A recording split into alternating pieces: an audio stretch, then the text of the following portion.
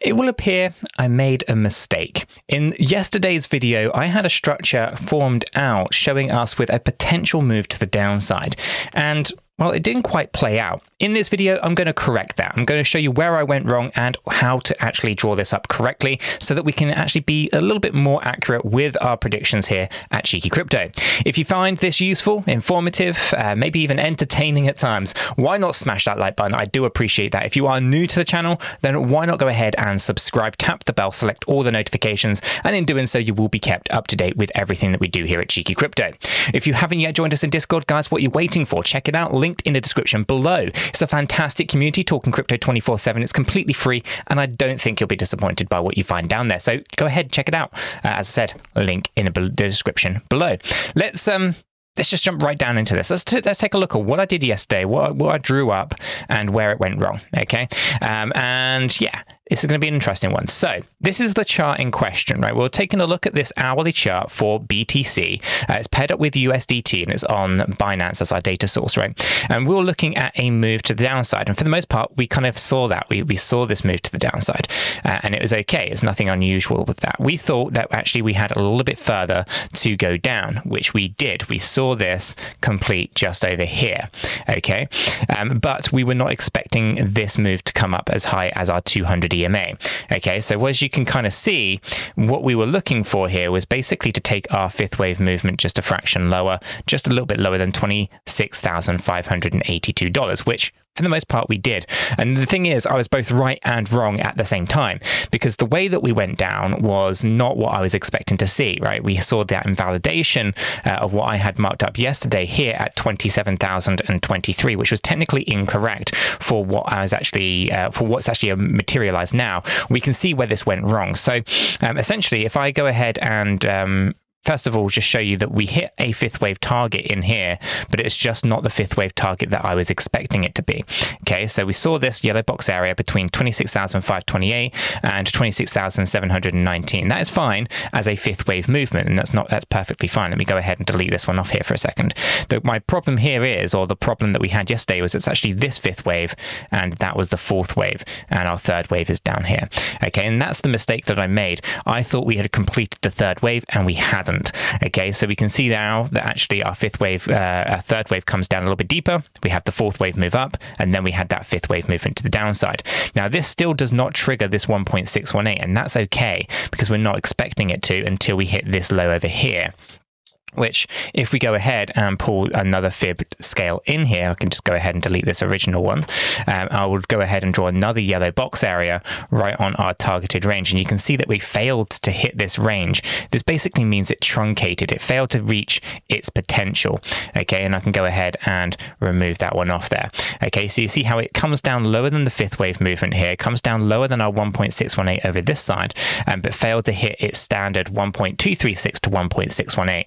Okay, so really difficult market to kind of see here. You can kind of see pushing up, coming down, liquidating people. You can see this with a couple of really crazy wicks within this range as well. And now we've bounced back up, and again, we're finding ourselves fighting the 50 and 200 EMAs. But essentially, if we start scaling this, what's actually going on here is that we have a situation where we have a wave 1, a wave 2. All of that is our wave 3. We've bounced for wave 4. We've come down into a fifth wave, and that fifth wave is now complete. Okay, now it's possible that maybe we're still in the fourth wave under a flat correction, but I don't think that's possible. I don't think that's really probable. And I think we've just truncated our final diagonal structure here, a diagonal on a lower time frame that you could see. So for the most part, A, B, C, 1, 2, 3, 4, and 5 coming down in what I would be probably have to be an expanding diagonal on that one. So for the most part, it looks like that's done. And this means that we're moving back up, but this move to the upside is a fourth wave movement of a bigger scale.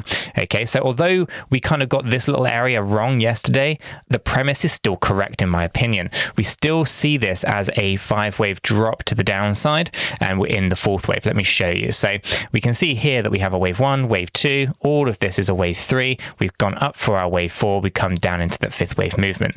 And again, we'll have to keep a close eye on where that kind of potentially goes.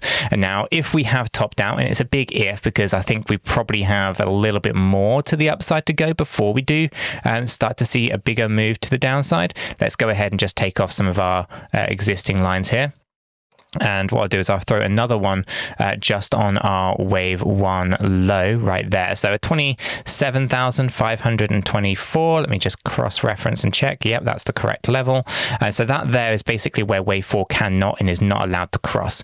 Okay, but we are going to be looking for 5 waves to the downside. Now, the reason I say fourth wave might not be complete is we don't see a clear structure within this range just yet. Could be a 3-wave correction that does something like this first, and then we pull back down. If we have already topped out, which is one possibility, then our next move would be to the downside between our 1.618 and our 1.236, I should say, which would put us right here. This is $26,076 through to $26,340. Okay, so you can see that right in there. 26,076 and 26,340. That would be the range. Let me go ahead and just move the fibs over to this side so you can kind of see what we're actually referring to here. Okay, you can see this range right inside here. I'll keep that out of the way. So therefore, that's the next move. Once this completes, we're back up again, and I think we'll be pushing 28,000 pretty reasonably at that point. But as you can kind of see, if we start scaling this out a little bit, we can kind of see that we've got a lot of kind of zigzag patterns going on here. These are all kind of like mini trends, but we're not really getting confirmation that we're in that kind of big bearish trend to the downside, at least not yet. I think there will come a time though when we start seeing those structures start to pull together and start to actually form out a bigger macro trend pattern. But for now, nothing is confirmed, meaning that basically we can see zigzag patterns, these corrective patterns within the data, but we don't necessarily have to think of that as a big bearish trend, at least not yet anyway, and therefore the bulls can still potentially take control. Now, on our daily time frame, we need to be very aware that there are some fair value gaps that we're looking at testing. Specifically, the first one up the top here. You can see this at 25,167 to 26,578, and for the most parts, we're looking to see if we can fill this out. It coincides with the 200 EMA on the low side at 25,155.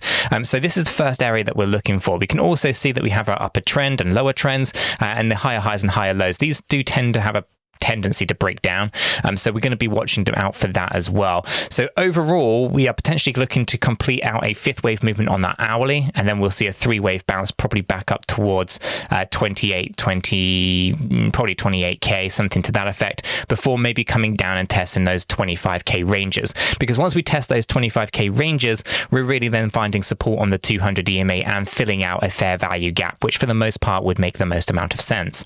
Now, when we talk about CME, this is not something that we normally talk about on the channel, but something I do want to kind of talk a little bit more about over probably the next little while, and probably something I'll try to consistently keep up to date with as well, because like fair value gaps, CME gaps also have a tendency to get filled out. And if we take a look here, there was a gap that was left behind just a few days ago, and we come down and we filled it. We can see it right inside here, right?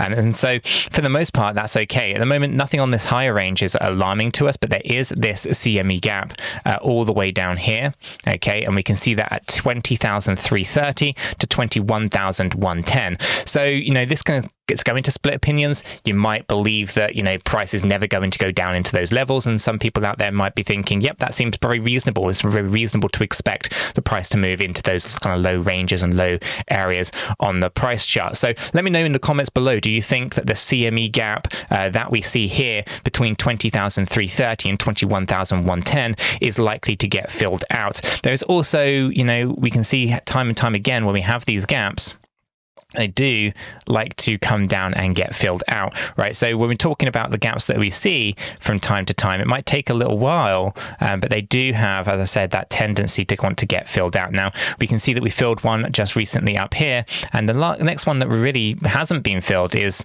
well, that one down there at 20,330 to 21,110. Outside of that, everything else for the last little while here has kind of been filled out, including the one that was left over here as well. which was way back in June of 2022. If I drag this across, do you think this is a coincidence? I'm not so sure. So realistically speaking, the next one that we're really looking for is well, that one down there. So let me know what you think about the CME gaps. Do you think that they are likely to get filled out? Do you think this one at 20,000 to 21,000 is going to get filled out? Or do you think actually, no, maybe not, we're just going to go up in straight lines now all the way to the moon? Let me know in the comments below how you kind of fall on that one. But for the most part, I'm looking at the fair value gaps, and these also happen to coincide quite nicely with the CMEs when we're specifically on the daily chart here, when we're talking about 19 to 19,800 fair value gap, and also happens to coincide with that CME gap. You can also see that one here at 20,686 to 21,813. So by coming down to fill the CME gap, you're also simultaneously filling the fair value gaps as well.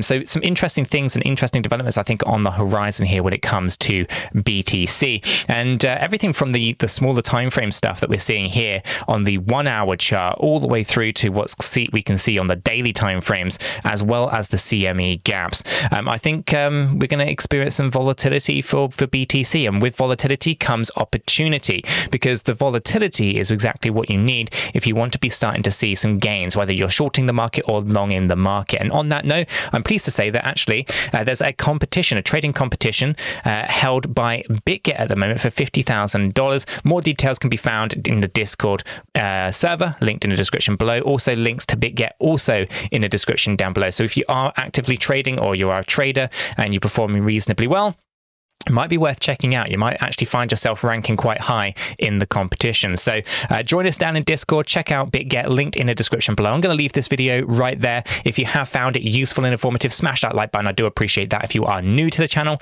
then why not go ahead and subscribe? Don't forget to join us down in Discord. As I said, links are in the description below. Until the next one though, guys, have a fantastic day.